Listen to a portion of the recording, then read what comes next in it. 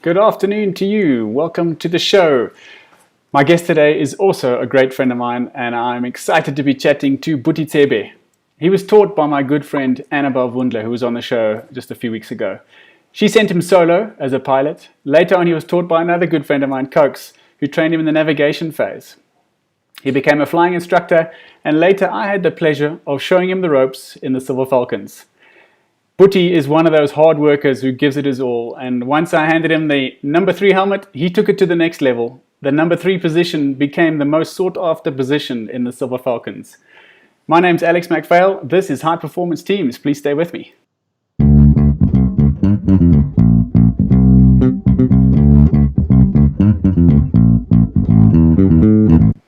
Buti, how are you doing today? Hi, Alex. I'm good and you, man. Oh, well, thanks. Thanks for joining me. Thank you for your time today.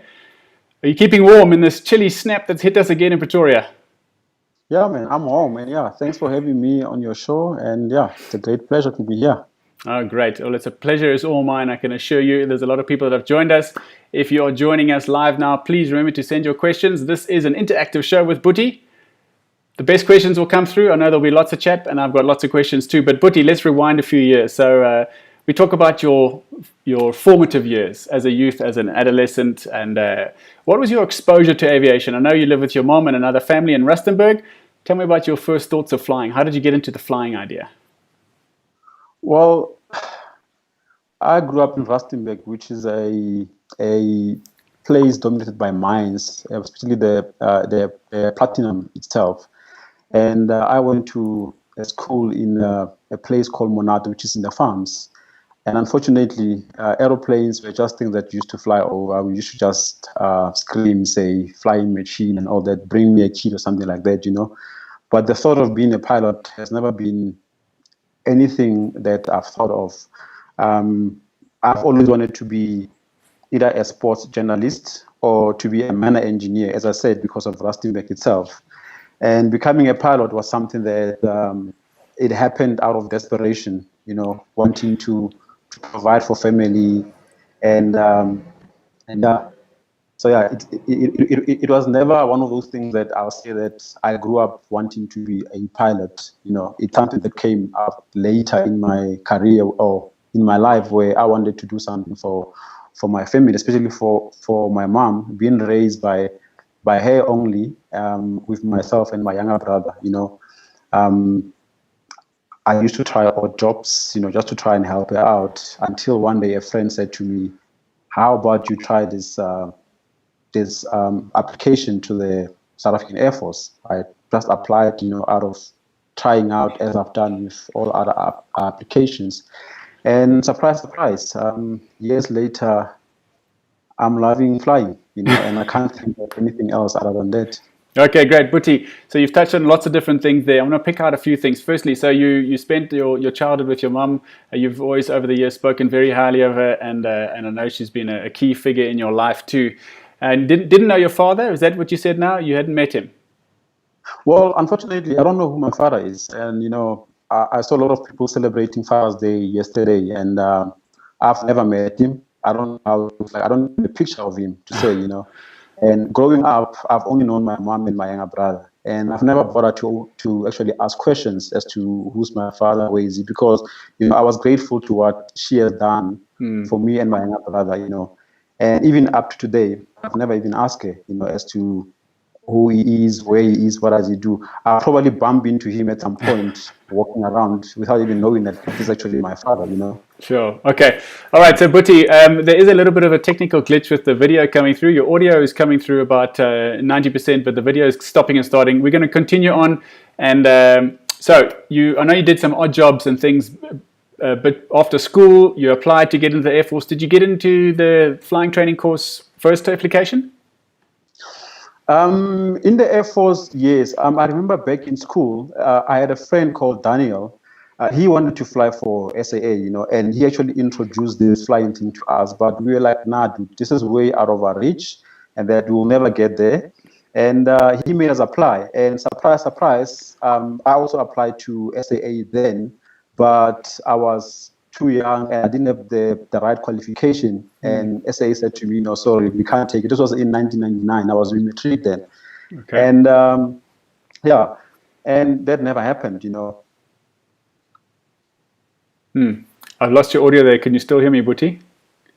Yes, Yeah, yes, there we yes. go. Back in. Okay. All right. So you applied to the Air Force and you joined your pilot's course. You started in 2002 and later got your wings in 2005. But I'm going to put this picture up. As a student pilot, you get paired up with another student and you have the one common instructor. And there we were speaking earlier about Annabelle. So there's Annabelle with Buti and Gerard. Very happy, excited looking instructor with two successful pilots getting their wings. Is that at your wings ball? That's right, your wings ball 114. This was one of the pilot's course that we were instructors on. And Annabelle happened to be one of the guests at that.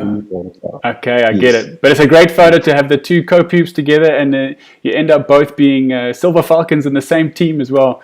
I'm sure Annabelle is very proud watching this conversation.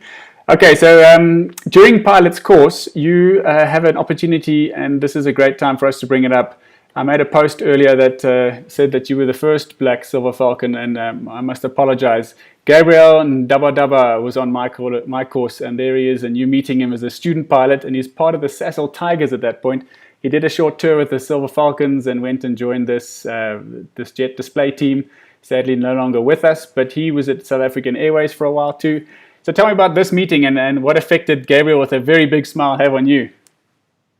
Well, listen, Gabriel has always been that guy that was always smiling, and you would never see him upset or or angry.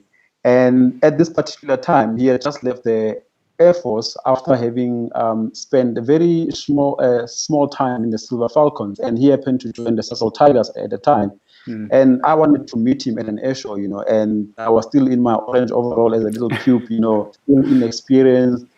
And he shared some words of wisdom with me to say, you know what, you must not stop believing in your own abilities and keep striving for excellence. That's it. Oh, Gabriel, and he always had a smile on his face.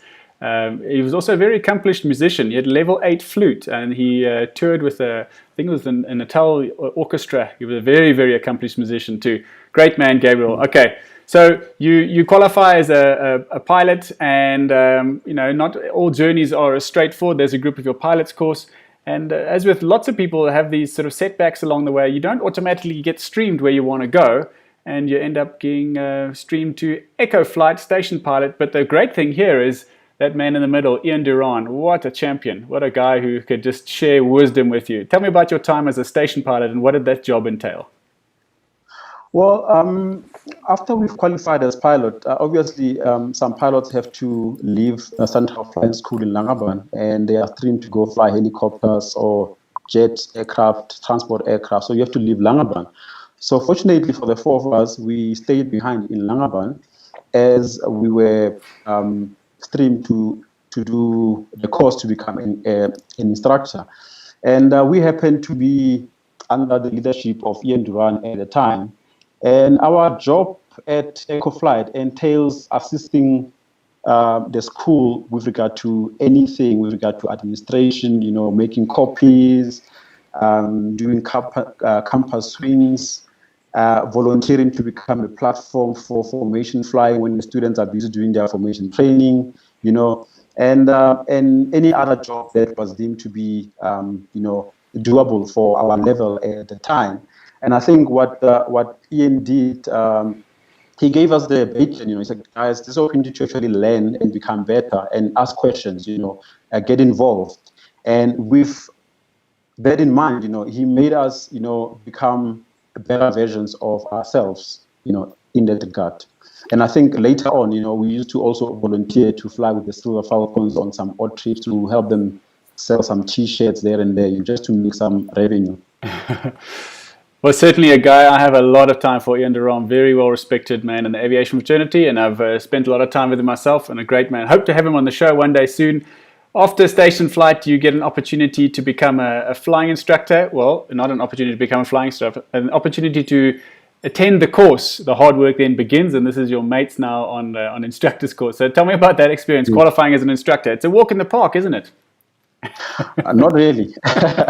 Not really. Nothing is a walk in the park. And I think for myself, it was a bit intimidating to be on course with majors because at the time, when I was a lieutenant, and you have these majors. Most of them were from the chopper line, and the cultures in the chopper line is different to how the other lines actually deal with young lieutenants. Yeah. But they were a bunch of good guys, I must say, and we've learned a lot from them, and they also learned from us, and we're a very good team. We used to help each other after hours, making sure that the briefing is well polished before you go and present the following day, And you spend long times after hours, debriefing and trying to, to improve on what you did on the previous day. And I remember flying with Clarita, she used to speak in Afrikaans in the while we're doing some aerobatics, like, prior to doing any maneuver, you'll do what we call hazel checks. And Yes. all out here in the front is skoon links, skoon rechts, draai ons rechts, and I was sitting there laughing at myself, Yeah. Oh, good. But it's good times. I mean, through hardship, you also have good fond memories. And certainly you were way outnumbered with senior people and chopper guys. 6 chopper guys on your course. Wow. Yeah. Well done for you for just getting through that. It's hard work working with a big bunch of helicopter pilots. Anyway, chopper guys are good people. We'll move on from there. So after becoming an instructor, you are then now freed up again. You qualified, and it gives you the opportunity to just live a little. You're off course, you're now an instructor working, and you're now able to get involved in extra things. And very quickly you put your hand up to be the GLO, which is the Ground Liaison Officer, and a position that I moved forward out of the GLO, and you took over the position when I joined the team, and you took it to the next level. We look around the corner, don't worry, Buti's already done it. The forms are filled in, the books are ready. If anyone had forgotten a hat or any simple thing, no task was too small and no effort was spared, and you did a fantastic job. You really did step it up, and I often, at the time and thinking about it later, look back and thought, I didn't even think about that. But those are the things. You just picked up the pieces all over the place, and you made our job easy. And at that point, I'm put this picture up. We were flying a 4-ship with still red and white airplanes, and a good man, Andrew Schofield, took this photograph. Tell me about flying the camera ship for an aerial display team doing photographs. Before I say something about this picture, Alex, I would like to say, there was a guy named Kevin. I think his name was Donnellan. Yes. He was an ex-chopper guy. He was at Langaban at the time. Yes, and good one man, morning, good man. He said to me, Buti, the Silver Falcons are looking for a safety officer. I think that's a good opportunity for you to go and learn something new, And that morning, I went to the then leader, Alex van Oostveen, and I said, I heard that you're looking for a GLO. I'm available. When do I start? What are the job descriptions, And I just went straight into it, And the team at the time, welcomed me with both hands. And I must say, we had a lot of fun. And I think this particular picture was taken by Andrew Schofield. We were on our way from Springbok Air Show. I remember very well, it was the day that South Africa has just beaten England in a Rugby World Cup final.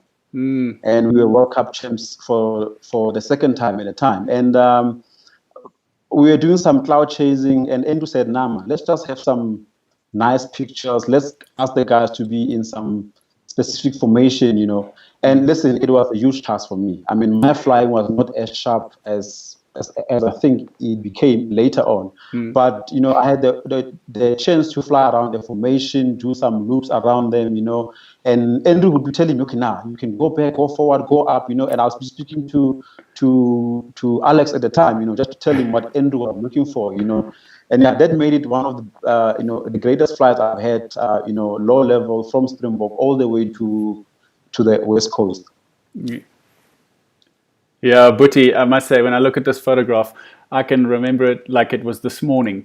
From this, it was the first time we did a line abreast formation. There was that cloud layer that came past, and there was that sort of diving turn to the left, and we went under that cloud layer. It was one of those real memorable days. This really was. I mean, we all got out at the end and just said, wow, there was like almost no words to describe it. It was just one of those wonderful, wonderful sorties that'll stay with you forever. We're going to get to another one of those wonderful sorties now. And I think I'm going to fast forward into it because I would like to spend a bit of time on this one. It's important. So this is just an idea of the kind of things that Buti would do. Always had the book ready. There you are. We're briefing and you've got your stuff done. But Buti, let's go into this. So fast forward a couple of years and you are now part of the team that is opening the World Cup 2010 South Africa. Let's have a look at this video. Yeah, you know what? So much mentioned this video, or with the display itself. You know, when I think back to about 2 weeks before the FIFA World Cup itself, there was the Nedbank Cup final that was hosted at the same stadium, and we had no authority to go and fly there. And I remember the then leader, Scott Tenden, said, guys, the FIFA World Cup happens once every 4 years. And in Africa, this is the first time. If we're going to allow this opportunity to go by and we don't do anything else, we're going to regret for the rest of our lives. And listen, we went around, you know, we made phone calls. I remember speaking to a Facebook friend of mine named Christopher Lawrence. You know, he got me in touch with a guy named Peter Mensah, who was the organizer of this soccer event, you know. And I told him, dude, we are next to the Rand Airport. This is who we are. This is what we do. Can you maybe just come by, do a fly pass and see what we can do? Maybe you can speak to someone at SAFA, you know, to get us a slot. And listen, next thing I was on a call with the SAFA president, Danny Jordan. I was speaking to the deputy president of the SAFA itself, I think his name was Munkonyan or something like that. And next thing, we had this massive briefing at Air Force headquarters, and the general then was upset with our General Lombard, I think. He was upset that who are we, no authority, what do we think we are doing, you know? And Scott stood up for the team. He said, guys, this is for the team, and we're going to do it regardless of whether it's right or wrong. And listen, today is one of those things that when you look back at it, you know, it was worth every risk. And yes, we went against the protocols, you know, but I mean, you can see even from the reaction of the crowd, you know, as we did that bomb burst, as we did that, you know, that loop over the stadium. I mean, it was awesome. It was awesome. Now, Scott's joining us today too. He said, oh, carry on. Yeah. There's just one thing that is not displayed on that bomb burst as well at the end, is that from my helmet cam, on the dive itself, as I was diving out of that bomb burst, reaching out to a joining point, there was a formation of griffins that flew right next to me, you know. And I think if you have Scott one day on your interview, Scott will tell you about how awesome that was. Well, he's joining us today, and I want to put this this clip up as well now. So this is from your helmet cam. I'm just going to turn the sound down. There's no real commentary or anything. We can talk us through. And there you can see the soccer stadium in the top left corner lining up. So this is about 2 minutes. You can talk us through here. Now, there's a couple of things I want to mention. I watched this a few times recently. Look at in the middle of the picture, you can see this little knob in the bottom of the wing of that front aircraft, and you line it up with the exhaust stub in the front. That's your one reference. And bearing in mind, this is a wide-angle lens. Tell us about going over that stadium now. Well, listen, you know, once the leader said to us, 10 right goals and smoke on goal, then you knew, you know, you have that feeling. And there's just one thing about this specific moment now, Alex, and if you can pause it, I will appreciate it about now. Look at that. You see, that whenever I look at this video from my helmet camera, you know, I always have goosebumps. And I'm sure you can relate as a Silver Falcons, you know, whenever you were at an air show and the leader asks you to check your smoke masters, that you are ready, and there's that checking in, you know, you start feeling uneasy, you know, and this is exactly what I was feeling at this moment, looking at the stadium, you know. I remember when I was at primary school, we used to play soccer, and one of my friends, you know, we used to say that one day we'll play soccer at the stadium, but unfortunately, that never happened. But for me, being part of this team and being part of this historic moment, you know, at the FIFA World Cup, I mean, I think it made me accomplish what I thought I would do one day as a young kid, you know, and you know, the perfection of this loop itself over the stadium. We've, you know, I mean, in a dive, we're looking at the center of the stadium with people jumping around, the vuvuzelas. I mean, this was an awesome experience. Oh, awesome. Yeah. Buti, I'm going to leave it paused for just a moment longer, because what I wanted to highlight, and then so to bring the viewers up to speed here, please ask your questions. I know there's a lot of people saying great job. Cribbins joining us, Brian Spur, we've got Charlene joining us, Dean Wingren's coming, Fran's there, Marcus is there. Guys, ask your questions. But what I want to highlight is the position, the reference that I was trying to point out earlier, that knob underneath the wing, it's exactly in line with that exhaust stub still, and it doesn't move. It might be that that I showed you the ropes in the beginning, but if you watch this video clip, it's about 7 minutes long in total. There's a gap in the middle where you separate. It doesn't move. You are stuck as if you were tied together, like Scully tied his Harvards together. You did such a great job. So I'm going to let it play again now. And while we talk, guys, just watch this position. And obviously this position change is coming, but in your Vic 3, in number 3 position, it's rock solid. So there you've done a bit of a turn out the bottom. So tell us about your feelings now. You know you've just done a perfect loop over the middle of the stadium at this FIFA World Cup. 2 billion people are watching you. Well, you know what, at this moment, as the leader calls for a change in position, you know, those initial nerves are now coming down and you're thinking, okay, that first hurdle is now done. Let me now be in the groove, you know, and you're now looking into how to perfect your next maneuver and you're thinking about, you know, what is coming next. And you know, like you are playing. Tell me about the sun now. What's happening now? I mean, everyone can see that this is not a straightforward job flying through the sun. What do you do here when you're in this position? Well, you know, back at Central Flying School in Langaban during a formation phase, you know, you get taught as a formation man that, you know, you never ever turn your wingman into the sun. Unfortunately, in the Silver Falcon, those rules don't work anymore. They are all out of the window. You have to do what you have to do to get the job done. And, you know, flying into the sun was a daily thing. And you have to find your ways around. You need to anticipate that the sun is about to come. What should my inputs be? What should my position be? What should my reaction be, you know?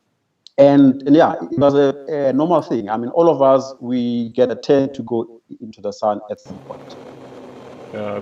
Great. I mean, and the positions all changed up and now coming for the second pass here. So tell me about position changes. You get a bit of a warning and then it's go, and then you just move yourself around. Tell me about the position changes. Yeah, well, you know, on the way go, you know, you need to start sliding yourself back into your next position. What's happening here? Hey. Well, this was rollbacks, you know, where the number 3 and the number 2 roll away from the formation, and then we rejoin. As we rejoin the formation, the leader would call a different position. So you need to now start adjusting your power settings, start anticipating, start applying a bit of rudder to also anticipate, you know, to get yourself into position nice and smoothly, you know, so that an observer on the ground must just see one movement in terms of position changes and not, you know, an abrupt change in that regard as well. Okay, so the clip we saw earlier from inside the stadium, this is now the bit, I think it's possibly here where you all burst away, and we're going to pause and come back again just now. There, this bit away. And so it was really nice to be able to see from the crowd perspective. And what I liked about that clip, that little video clip from the phone camera, was the vuvuzelas going, the buzz, the bit of smoke. You can just see, you can almost taste the buzz that's there. And there comes the Falcons flying overhead. Man, what a feeling. I'm going to come back to some more of the detailed shots, but I want to fast forward to this now. In fact, no, let's do the second scene now. So the second half, you've broken away, now you're rejoining. So talk about this rejoining, because obviously to get there, you have to be going way faster than the airplane in front. And it's not like a car where you just step on the brakes. So how do you manage that? The breakaway and the rejoin with a higher energy? Well, Alex, I was very fortunate to have been taught formation aerobatics by one great pilot, instructor. And he mentioned 2 things to me. He said, number 1, when you do any power changes, you yourself, as the guy who's doing an input, you must not feel it. Number 2, when you look on your left shoulder or on your right shoulder, you will see that there's Falcon number 5 behind you. So whatever you do, you must always think about him. So whatever you do that is not right, you're actually missing things for him. And I must say, having Nico Freiling on my wing every time, you know, that made me fly better. And there are times where I made him work hard. Well, he was Falcon 5 after all, so he had to work hard at some point, you know. But I must say, having him behind me always made me to, you know, to fly better, to make my input as small as I can. And yeah, and the main technique was that input that you put in must be such that the movement is very slow, but is productive in a way. And rejoining like this, I mean, you are flying at a very high speed, and you need to know what the leader speed is, and you need to start anticipating as to at what point are you going to start losing on power, start using a bit of air brake, just to slow yourself down, you know. And that is called energy management. And this is something that you get over time. I'm glad to see that these shots are showing quite a few times. It just shows you in the display. Sometimes the display is short as about 10 or so minutes, sometimes up to about 15, 16 minutes long. You can go through the sun 10, 12 times. And it's not a straightforward thing to get yourself in and out of position there. That's great scenes. Okay, so Buti, at the end of the show, you guys know that you've done well. It feels good. And as you said, the nerves settle down. You do that first loop, and by then you're in the zone, and now you're flying a Falcon show. But now at the landing, I mean, after this, let's just watch the scene. We'll let it talk, and then you can tell me about your feelings afterwards. Yes, okay. There's Nico. Awesome privilege. Yeah. Awesome. Well done, eh? Baie nice. Roy.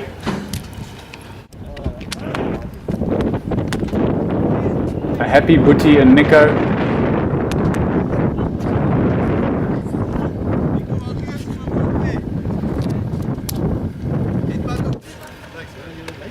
Scott and Roy. 2 billion. 2 billion. It sounded like Yaku there in the background. And Anton taking photos, always.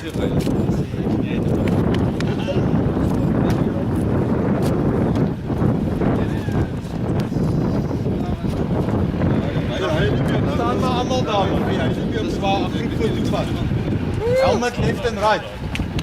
Ja, met die nommers vorentoe. Ja. Ek kan nou 'n professionele foto van julle neem. Nommers almal vorentoe op die helmet. Waar is julle helmet? Where's the helmet? Ja, helmet left and right. You can leave it. So this is the one time when the ground crew get to chase you guys around, eh? We're organizing you for the photos. Buti, I can see there from those scenes. I mean, you guys are over the moon. I think you're particularly emotional there. You're a big soccer fan. Was there thoughts that your favorite soccer players in the world are down at the bottom watching you today? Yeah, you are the guy on show today. Tomorrow they're the guys on show, but today it's you. 2 billion people around the world tune in to watch that. Tell me about your feeling of what you guys went through, that sort of debrief there on the ground. Well, like I said earlier, the preparation that happened prior to us having the actual authority on people to say, you guys can go and do this, it was a lot. And with what we went through, especially what Scott had to keep up with, and doing something like that, I mean, even the chief of the Air Force was part of the crowd that was in the stadium with the president and all of his entourage, And when we landed, we just got flooded with messages of that was well done, and that with the emotions of the display itself, it's the world stage, a game of billion that is watched by a lot of people, and I just couldn't contain myself, and I was very emotional, and I'm forever thankful and grateful to such memories. I mean, it was a piece of history that I think, it will go down, in history for many years as one of those beautiful moments that one was a part of, Yes, yeah. It looks wonderful. I mean, here's some pictures we talk about as well. And then some iconic photos that became part of I know there's a nice photo that became some official media pic of the World Cup with the Grippins coming over too. But look at that, just wonderful colors, wonderful scenes. You can see there's a buzz. Everyone's on their feet, jumping and waving their flags around and things. Is this you ending up at the stadium as well? What's happening in this picture here? I think that one would have been that first entry shot, which was that loop that we did overhead the stadium prior to the bomb burst. Okay. And this picture with the five of you and Colonel Hanekom. Yeah, Colonel Hanekom was one of those, he's one of those hardworking, I'll call him as an officer of, for an air show, how he coordinates an air show with mass fly past. He has done so many of those, and he has done them with absolute precision. And it has taken him years and years of hard work, planning, and his experience has shown at various air shows around the country as to how good he is. Oh, that's a nice scene. And you guys are clearly living in the moment. That buzz, I mean, I can see you now still buzzing on it all these years later, 10 years down the line, and the excitement's still there when you see the pictures and you see the video clips. And it's great. But later that year, there was another wonderful occasion which I was then able to be a part of. And tell me about our little trip to Italy. What's going on in this picture with Fabio? Well, this is my great friend Fabio. At the time, he was the number 3 in the free tricolor. In the in the free tricolor team at the time. And after the World Cup, we got invited to their 50th anniversary, which was hosted by them, and we had a very good time there. We watched how they do their air shows, way too different to our South African calendar show, and we mingled with a lot of them. We learned, we exchanged ideas and all that. And I think one of the greatest things to come out of this visit is that the current Silver Falcons routine was developed at this air show, where we saw all these different kind of displays, position changes, and how long it was. And when we came back, we just said, let's just bring all these ideas together, and we changed the outlook of the then Silver Falcons display, And I remember we once walked into the chief of the Air Force, and he said to us, "Where do you guys come up with all these things?" And I think Scott's response to him was that, "General, that is because you've got the best guys in this team at this moment." Great times. I can remember that trip there. I had recently joined South African Airways, and with industry travel, managed to get myself there to join you. You guys very graciously allowed me to join you for the visit. And it was such a special occasion for me, this being part of this military celebration. It was a celebration of military formation aerobatic teams, and I think there was about 12, 13, 14 different formation teams with their aircraft, and another 5 or 10 that were just visiting, such as the Silver Falcons. There was the Japanese Knights, I think they were there also there. But I can remember in particular the Croatian, the Krila Aluja, they were there also at the PC-9s. No smoke, but that's where a lot of the tips came from, with a similar type of aeroplane. But it was just so nice to be rubbing shoulders with people doing the same kind of work, but they have got this world stage, the world presence, big teams, big jets, and this whole Air Force base was dedicated to a formation aerobatic team. I think there's just one thing that also shocked us a little bit, is that we're having lunch in one of the air show days, and there's one particular team that was having lunch, and this was prior to the display, and we all got shocked as to when they were busy eating, they had some drinks. And after the drinks, they went into this jet aircraft to go and do a display. We were like, this definitely doesn't want to happen in South Africa. Yeah, crazy. And another thing that stands out there, that was the place where the relationship with Hamilton was the stage was set, and they were looking for someone who could hang on to that rodeo bull for the longest. And Scott, never say die, he hung on there longer than anybody else. Well, this is because Scott only drinks Coke and milkshake, and he had the energy. He did, yeah. He took it to another level there.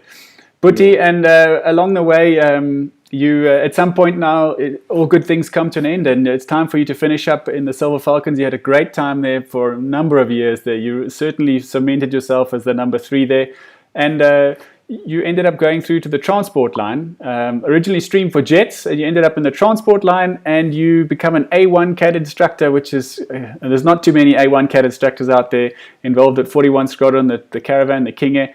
Tell me about your time now flying transport aircraft in the Air Force.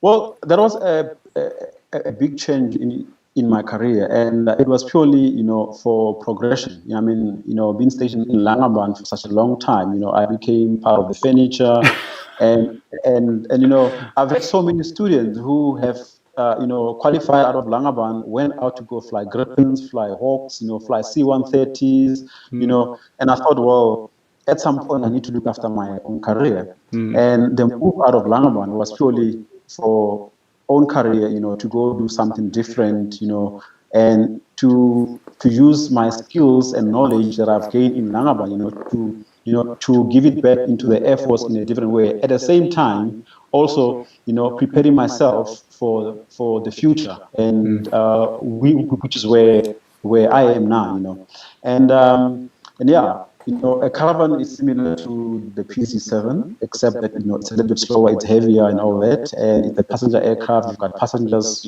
behind you and all that.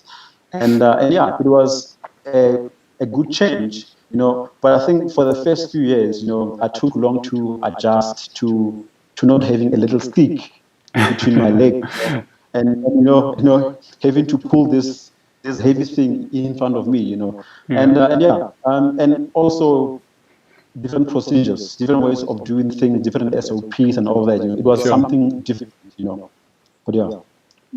Okay, and then I can remember, so let's just back it up a short while as well. Before you joined SAA, the Silver Falcons had done that formation with Captain Johnny Woods, the head of flight operations at the time, with the 319 in Mafeking. And after that, we were all invited to come and fly in the simulator at SAA, and we all came up, and you joined us as well.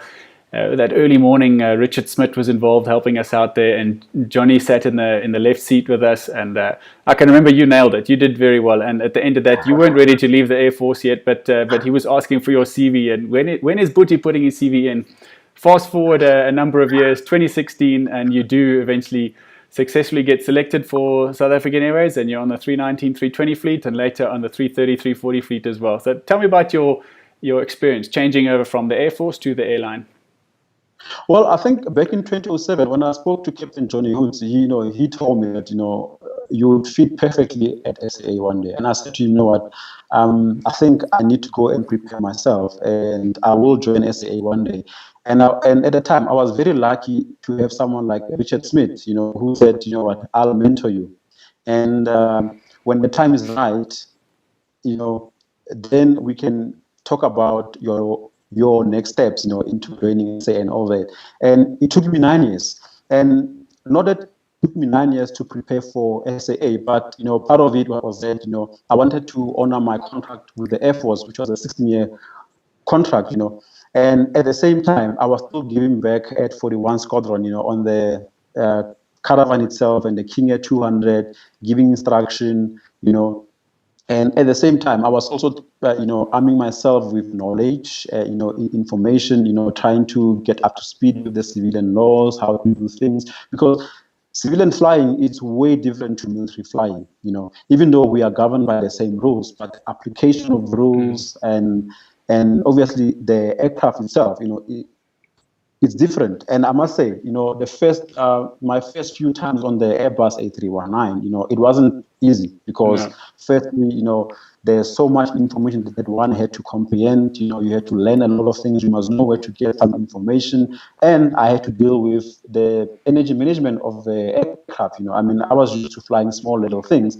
and now here I am flying this big thing that that requires me to think way faster, quicker, and also with precision, thinking that, if you think about the caravan where you've got like 7 passengers, now you are now flying this A320, which has 148 passengers. So the dynamics were quite big, But it's a challenge that I took upon myself, and I'm very grateful for the experience that the Air Force has actually given me, because with that, things didn't become as hard as they could have been, It wasn't easy, but it was doable. Yeah, and certainly you have to work. So we're looking at these high-performance teams and scanning them from around the place. They really work on the principle of incremental gains.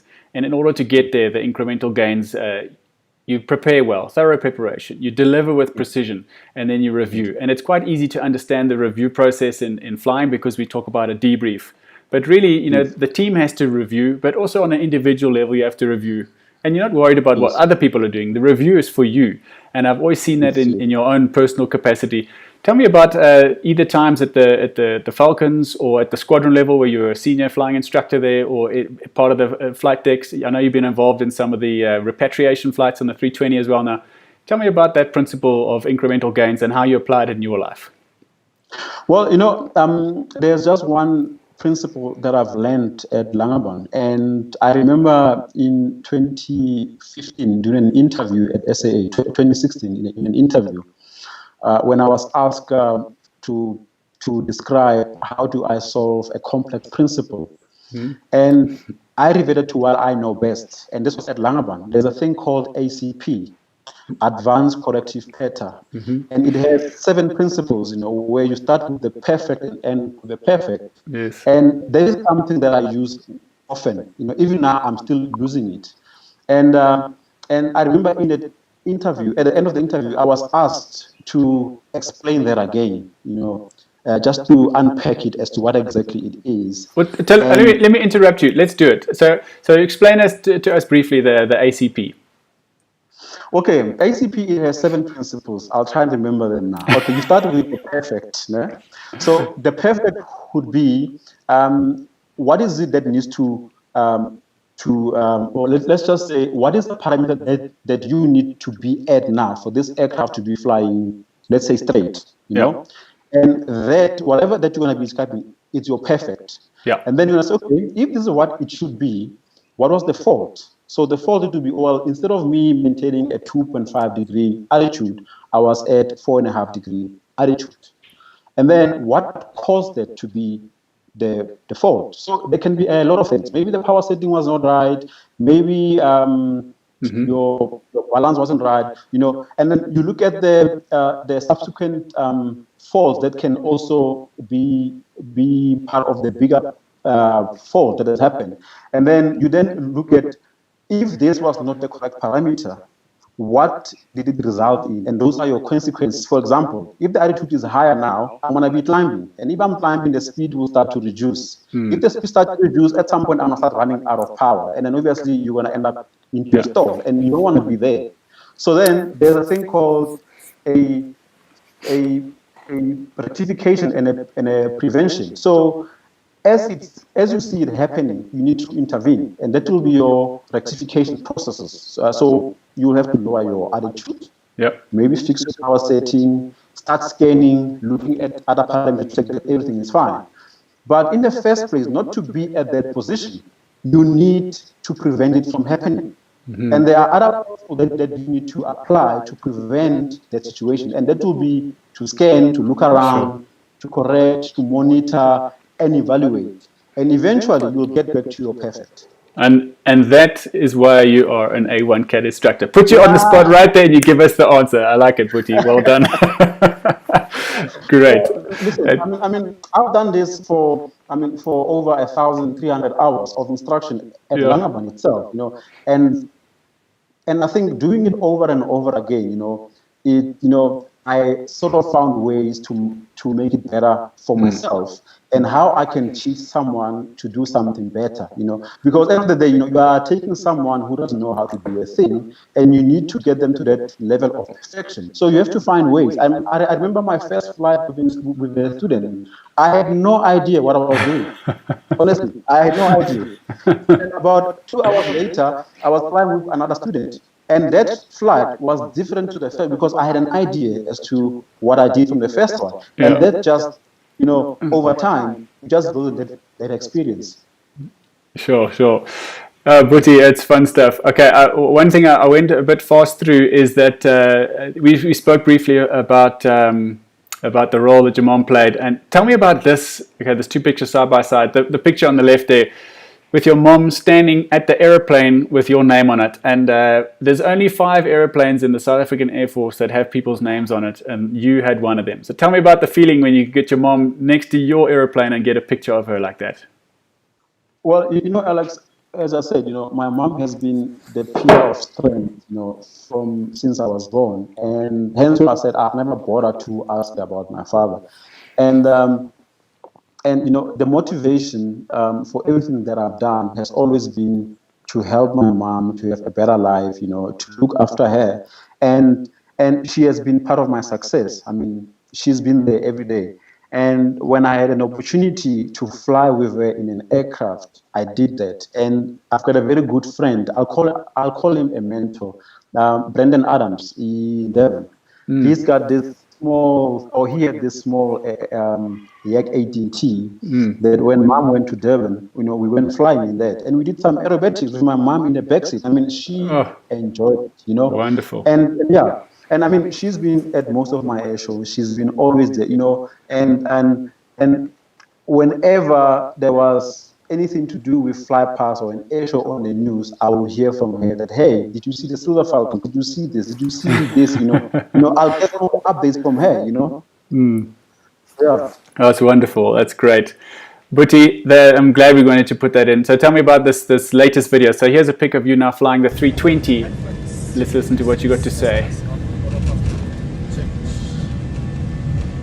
Your new office. Yeah. Flying with Captain Sifiso Musuku. Yeah, that's correct. This was recently, 26th of April 2020. This was the flight to Accra for one of the repatriation flights that we did with regard to this COVID-19. And where did you head off to with this repatriation flight? We went to Accra. We had 2 crews on board. So the first crew flew from Johannesburg to Accra. We had a night stop there. And then the following morning, myself and Captain Sifiso Musuku, we went to Conakry to go fetch the stranded passengers there. Then we flew them back into Accra. And upon landing in Accra, we just swapped roles. So the crew that stayed behind in Accra then took over. And they flew us back to Windhoek and eventually back to Johannesburg. And then we all went into quarantine. Okay, yeah. It's quite a different experience. I've done two flights. Neither of them had passengers, but just being out there in the airspace, that's a lot quieter. It's an eerie feeling. What did you notice flying an airliner around in the quiet COVID times? Well, I think it was quite different to the fact that you are used to hearing all these people making calls on the radios, and suddenly it was quite and flying at night as well. It was the scariest thing because you hardly ever see any aircraft near you, and luckily we've got this beautiful device or this beautiful technology called TCAS, where you can easily spot other aircraft around you, and I think that creates a better awareness, sure. to crew, at cruise level, because at that time, your mind is so relaxed. You're not thinking about flying next to somebody or flying into anyone at that point, but having this little device, helping you to identify aircraft around you, it helps with some situational awareness, It's helpful. Buti, there's been lots of people that have checked in and said hello. Too many to read them all, but Sivu is there, and my father-in-law, he says hello to Rian, saying hello. Andrew Forsyth joining us as well. Thank you, Jika. I want to just leave you with 1 or 2 more questions before I let you go. So you've been part of all different teams along the way. What is your view? You said earlier that you were at Langebaan a long time. You went all the way you can get through there, part of the team, instructing, etc. It's time to move on. There's different stages and times for your career as a display pilot, an instructor, and now you're in the airline. What is the difference for you comparing your Air Force days to your airline days, or your air show instructing days to your transport days? Tell me about your experiences. What do you enjoy the most out of airline flying, and what are you missing about your Air Force flying? Well, you know what? Definitely, Air Force life was more vibrant. You are, you are always socializing a lot, and you are at work almost every day. Airline flying is different. When you don't have a flight, you are at home, and when you are at home, you are not compelled to be, you're not compelled to be at work. And there's no get-togethers like in the Air Force, and definitely the level of professionalism, it's I'll say it is similar, but it is the way of doing things that is different. It is way too different. I mean, in the airline environment, you are treated as an adult.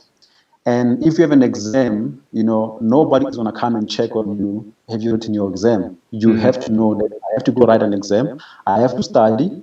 And whether, you come back home tired and you have a simulator, the airline expects you to be ready, to be professional, whereas in the Air Force, it was a little bit more different, where there's always those people who are always coming to check on you. Have you done this? Is this done?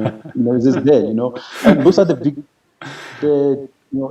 changes with regard to the two entities, And it's quite and again, and then I mean, coming from the Air Force as an instructor, when I was in an aircraft with a student, the buck stops by me. If things goes wrong, it is up to me, Yeah. And now getting into SAA, it's like, you have this adult approach that has been given, and then you know that if you're not prepared, it's going to be you, no one else, And as to you didn't know where this is, you are given an iPad that has all the manuals. You must just know where to find the information. And if you don't know, you ask somebody who knows, and that's how things have been done, That was one of the big the big things for me coming into the airline from spending 10 years in the Air Force, is that there's so much more information there, but it's almost incumbent on you to find it and find out how to use it and find out how to manage it. And some information leads to other information. This wealth of